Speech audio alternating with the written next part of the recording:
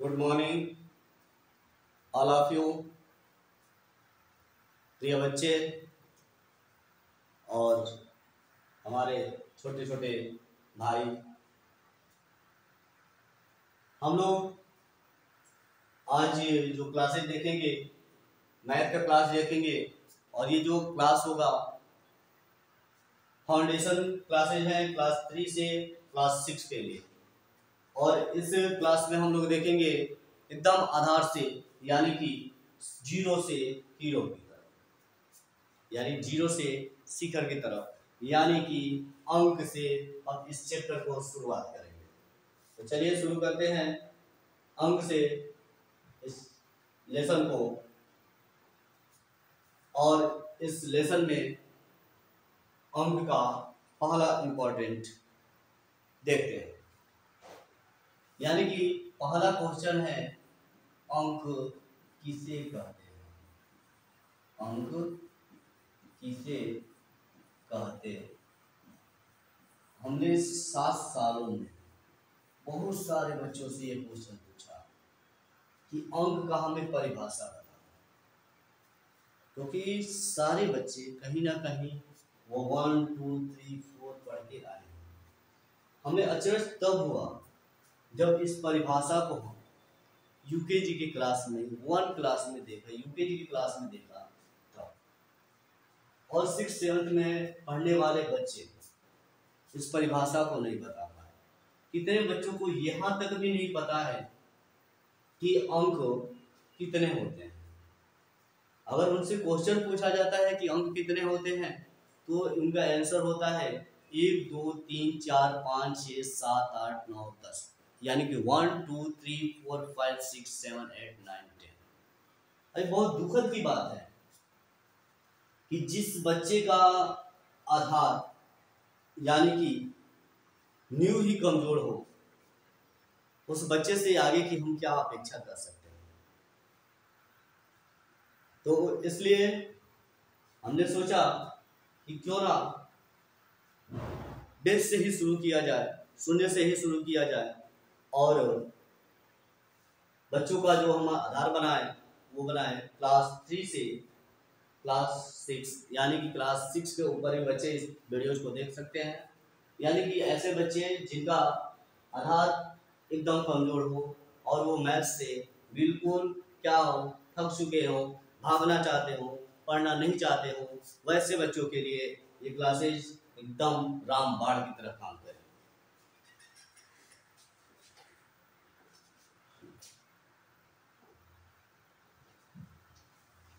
देखिए, जब ये क्वेश्चन पूछा जाता है कि अंक किसे कहते हैं तो बहुत सारे बच्चों का आंसर ही नहीं आ पाता है, और ना के बराबर ही माने, क्योंकि 7 साल में हमने भी देखा और इस चीज़ों पे किसी का डिफिनीशन तो सही नहीं मिल पाया। तो चलिए इस डिफिनीशन की बात करते हैं। ये अंक है क्या, अंक कहते किसे।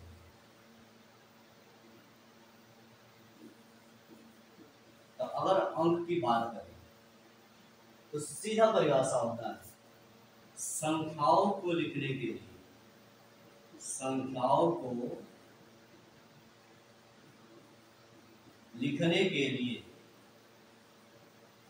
लिखने के लिए जिन चिन्हों का, जिन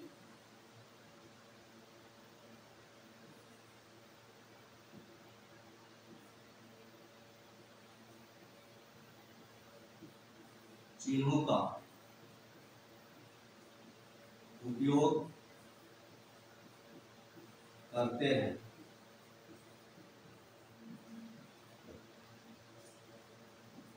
उसे अंक कहते हैं।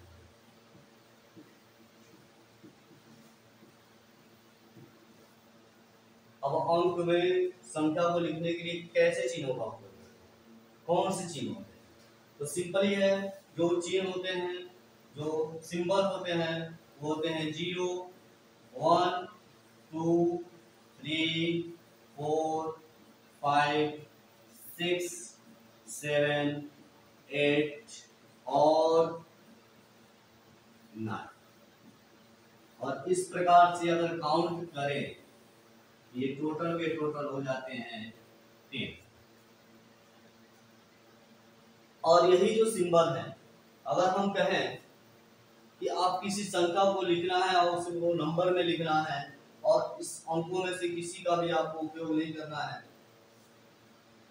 तो वह व्यक्ति महान ही होगा।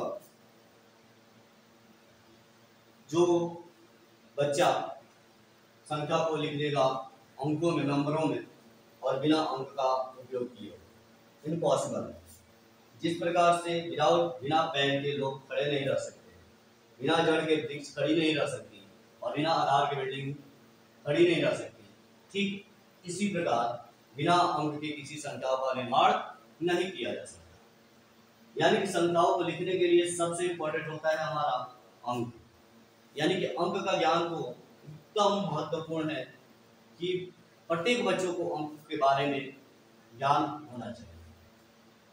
अगर इसमें इंग्लिश की बात करें तो इंग्लिश में सीधे कहते हैं the 10 symbol which used to write the number, it is are called digit। यानी कि जिन संख्याओं को जिन चिन्हों को संख्या के लिखने के लिए हम उपयोग करते हैं, ठीक उसी का इंग्लिश ट्रांसलेशन। अगर हमारे लैंग्वेज दोनों सही हैं तो हम हिंदी से इसका रूपांतरण अंग्रेजी में कर सकते हैं। अब देखिए कि ये तो हो गया हमारा परिभाषा, और इससे बनने वाले क्वेश्चन क्या होते हैं। क्योंकि जैसे ही 11 साल 12 साल के जो बच्चे होते हैं ना, उनके लिए एक तो कॉम्पिटेटिव यानी प्रतियोगी परीक्षा होती है। नवोदय विद्यालय, CHS, सैनिक school, military school, Gurukul school, और अभी एक आपके सामने आया अटल योजना के तहत अटल विद्यालय। ये भी आपकी कहीं ना कहीं प्रतियोगी परीक्षा के द्वारा ही इन बच्चों का चयन इन विद्यालयों में हो पाता है। अब इन चयन के लिए कहीं ना कहीं बच्चों का बेस सही होना चाहिए। जिन बच्चों का आधार सही होता है वो बच्चे कहीं ना कहीं किसी न किसी विद्यालय में अपना स्थान प्राप्त कर ही लेते हैं। तो मेन उद्देश्य है कि 10 से 12 साल के बच्चों को एक सुनहरा मौका, एक बेहतर एजुकेशन के लिए उन विद्यालयों में जाना चाहिए और उनके लिए एक मौका देना चाहिए कि बच्चे अपना सही तरीका से एजुकेशन या शिक्षा ग्रहण करके उन प्रतियोगी परीक्षा में बैठे, जिससे वो अपनी कामयाबी की तरफ बढ़ सके। तो अब देखिए इसमें क्वेश्चन क्या पूछा जाता है। जैसे पूछ सकता है सबसे छोटा अंक क्या है, तो सबसे छोटा अंक आपके सामने क्या दिखाई दे रहा है, 0। ये जो सबसे छोटा अंक है वो है 0, और सबसे बड़े अंक की बात करें तो वो होता है 9। इसके अतिरिक्त भी कोई अंक है, और यही अंक मिलकर क्या करते हैं, संख्याओं का निर्माण करते हैं। और इसमें देखते हैं प्रश्न कैसे कैसे पूछे जाते हैं। बहुत सारे प्रश्न हैं, अगर इनमें अगर बच्चों को प्रश्न बनाने आ गया तो समझ जाइए कि एक नंबर तो एक एग्जाम में कहीं ना कहीं ये क्वेश्चन तो आपको मिल ही जाएगा, अंकों के द्वारा संख्या बनाना। आप इंग्लिश में भी इसको देखते हैं, use two number, use two digit make the number, यानी कि डिजिट का उपयोग करते हुए आप नंबर का निर्माण कीजिए। अब यहाँ पे देखिए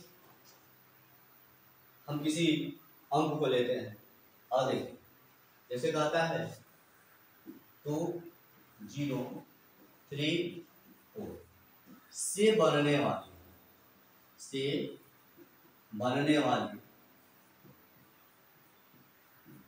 बनने वाली सबसे छोटी और सबसे बड़ी संख्या बनाएं।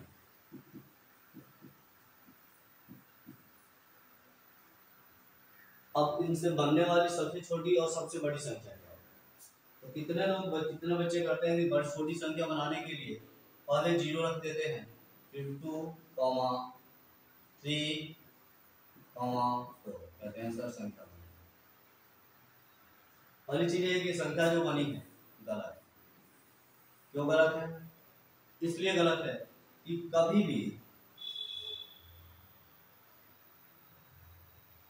किसी संख्या के बाएं तरफ अगर शून्य को रखा जाता है तो कोई वैल्यू नहीं बनता। अब इसका क्या पढ़ेंगे? टू ही पढ़ेंगे, इसको टू ही पढ़ेंगे और इसको भी टू ही पढ़ेंगे। लेकिन इसी शून्य को अगर दाएं तरफ रख दिया जाए इसका वैल्यू हो जाएगा। जैसे इसको क्या पढ़ेंगे? 20 पढ़ेंगे और इसको 200 पढ़ेंगे और इसको 2000 पढ़ेंगे। अब ये इंपॉर्टेंट लगता है क्योंकि अगर शून्य का कोई वैल्यू नहीं है तो ये क्या पढ़ेगा? 2 3 4। अब 2 3 4 क्यों पढ़ रहे हैं? 2 3 4 इसलिए पढ़ रहे हैं कि प्रत्येक जगह कॉमा लगाया गया है। प्रत्येक जगह कॉमा का तो पहला उपयोग नहीं करेंगे, जबकि ये संख्या बनाएंगे तो प्रत्येक जगह कॉमा का उपयोग नहीं करेंगे।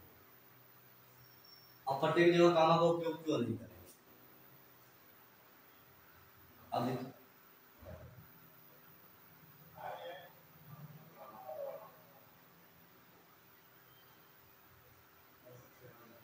प्रत्येक जगह कॉमा का उपयोग हम क्यों नहीं करेंगे? ये देखिए